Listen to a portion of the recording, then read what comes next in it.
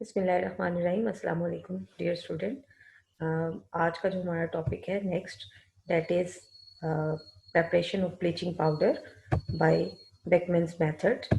जैसा कि हमने प्रीवियसली कल हमने पढ़ा था परक्लोरिक एसिड ब्लीचिंग पाउडर की preparation through Hasenclever's method, उसकी मैंने आपको डायग्राम दिखाई।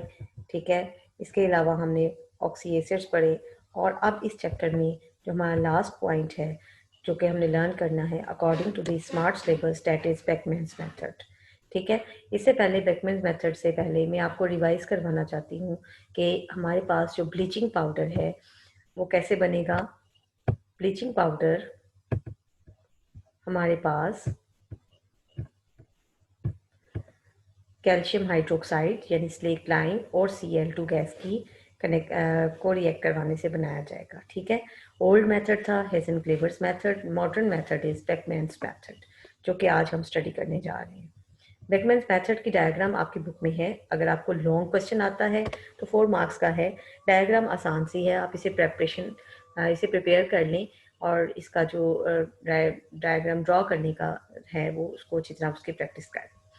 इन this method a cast iron tower, क्योंकि इस बार हमारे पास सिलेबस की स्कीम नहीं है, पेयरिंग स्कीम नहीं अभी तक आई, तो जब पेयरिंग स्कीम आएगी उसके अकॉर्डिंग हम देखेंगे, इसलिए you have to learn all those things. ठीक है, जो कि आपको पढ़ाई जा रही है, आपने इन्हें अच्छी तरह याद करना है। Beckmann's method, today's topic. In this method a cast iron tower with 8 horizontal shelf is used. तो ये आपके पास जनाब बेकमैन्स मेथड का ये जो अपरेटस है ये आपके सामने है। इसमें 8 कास्ट आयरन की आपके पास शेल्फ्स लगी हुई हैं और ये बिल्कुल ग्राइंडर की तरह है। ठीक है, और मूव करती हैं और स्लेक लाइम जो है वो आप इस हॉपर के ज़रिए, ठीक है, कंप्रेस्ड एयर के साथ यहाँ पर पास करेंगे। वेस्ट गैसेस का वेंट भी बना हुआ है, उसके साथ साथ रेक्स लगे हैं और हॉट एयर और Cl2 का जो कम्बिनेशन है उसे हम अबव लेकर जाएंगे। क्लोरीन गैस जैसे जैसे क्लोरीनेटिंग टावर में नीचे आती जाएगी, सॉरी स्लेक लाइम, तो क्लोरीन से रिएक्ट करता जाएगा। ठीक है, और we will get bleaching powder जिसे लास्ट में एक्सट्रैक्ट कर लिया जाएगा। ठीक है, दोनों मेथड्स में सिर्फ यही फ़र्क है कि इसमें हमने थोड़ा सा इसको मॉडिफाई फॉर्म में ले आए हैं in case of Beckmann's method. In this method a cast iron tower, ठीक है, with 8 horizontal shelves. Cast iron tower ही यूज़ किया है क्योंकि ब्लीचिंग पाउडर बहुत ज़्यादा रिएक्टिव चीज़ है। ठीक है, in each shelf, there is a rotating rake. Powdered slake lime is introduced through hopper at the top with compressed air. A mixture of hot air and chlorine are introduced from the base, जैसे कि अभी आपको दिखाया. The slake lime is pushed down by the rotating rakes, ठीक है, while chlorine rises up. Reaction between slake lime and chlorine produces bleaching powder, which is collected at the bottom of the tower. ठीक है, तो ये एक आसान सा method है, सिर्फ ये है कि 2 मेथड आपको दे दिए गए हैं, हेजन क्लेवर्स एंड बेकमैन्स। तो आपने याद ये करना है कि एक ओल्ड मेथड है, एक न्यू मेथड है, और न्यू मेथड में हमने हॉट एयर का इस्तेमाल किया विद क्लोरीन, और उसके साथ साथ हमने जो है इसमें कंप्रेस्ड एयर के साथ अपना स्लेक लाइम जो है उसे पास किया। The operators work on the, अब ये जो बेकिंग पाउडर का ये जो मेथड है ब्लीचिंग पाउडर का प्रेपरेशन का, इसमें ऑपरेटर्स किस तरह वर्क करता है ऑन काउंटर करंट प्रिंसिपल। दस maximum reaction is of slack lime and chlorine is brought about with very little loss of chlorine, क्योंकि मुसलसल क्लोरीन डाउनवर्ड से अपवर्ड जाती रहेगी और स्लेक लाइम नीचे आता रहेगा। So maximum there is a chance for the reaction between both the raw material. Bleaching powder should always be packed in airtight containers to avoid the loss of chlorine. ठीक है, इसमें और loss of chlorine कैसे है, ये CaOCl2 जो है, ठीक है, it converts into calcium O minus Cl plus positive and Cl minus. Bleaching powder is a yellowish white powder with strong smell of chlorine. आपने ब्लीच घर में देखी होगी, अक्सर वॉशिंग पाउडर वॉशिंग करने के लिए, कपड़े धोने के लिए हम ब्लीच का इस्तेमाल करते हैं। तो आप उसको ब्लीच की बॉटल को थोड़ा सा ओपन करके उसको स्मेल कर सकते हैं। जो उसकी स्मेल है that is the smell of bleaching powder, और असल में वो उसके अंदर स्मेल है due to chlorine. Some of कौन सी क्लोरीन, ये वाली Cl minus. Some of its chemical properties are given below. अब हमने इसकी ब्लीचिंग पाउडर की केमिकल प्रॉपर्टीज लर्न करनी है। It is an oxidising agent, ठीक है, this property is due to generation of OCl minus in water. ठीक है, जब जैसे ही हम इसे पानी में डालते हैं it produce O minus Cl positive, ठीक है, जिसे ClO कहते हैं। With dilute acid, dilute sulphuric acid, it gives hypochlorous acid. ठीक है, ये क्या बनाती है, ClO H पॉजिटिव के साथ मिलकर फिर HClO यानी हाइपोक्लोरस एसिड बनाएगा, जो कि एक वीक एसिड है। ठीक है, लेकिन यह वीक एसिड है बट क्या है, उसी के साथ साथ जो है ये एक स्ट्रॉन्ग ऑक्सीडाइजिंग एजेंट भी है। ClO माइनस भी इसीलिए ब्लीचिंग एजेंट कहलाता है। If excess of an acid, यानी सल्फ्यूरिक एसिड डाइल्यूट भी डाला है लेकिन वीक और स्ट्रॉन्ग कोई भी हो, लेकिन एसिड ढेर सारा डाल दें, is added to bleaching powder, chlorine is given out, तो फिर प्रॉपरली Cl2 गैस जो है इसमें से निकलती है। द अमाउंट ऑफ क्लोरीन दस सेट फ्री। अब ये जो रिएक्शन है ना जो हम पढ़ रहे हैं girls, this is very important reaction. ठीक है, और इस रिएक्शन को आप कह सकती हैं कि ये रिएक्शन भी बार बार जो है हमारे पास जो है शॉर्ट क्वेश्चंस की फॉर्म में बोर्ड में आया हुआ है। अब इस क्वेश्चन में क्या पूछा जाता है कि व्हाट इज अवेलेबल क्लोरीन, और क्या इस फैक्टर का क्या नाम है, इसे हम क्या कहते हैं, ये अवेलेबल क्लोरीन होती क्या है। ठीक है, ये अवेलेबल क्लोरीन ये वाली क्लोरीन है Cl2, जो किसी भी ब्लीचिंग पाउडर से निकलती है। इफ एक्सेस, आप इसको पढ़ लेते हैं कि क्या है, if an excess of acid weak और स्ट्रॉन्ग, ठीक है, sulphuric acid for example, is added to bleaching powder, chlorine gas is given out, the amount of chlorine thus free set free is called available chlorine.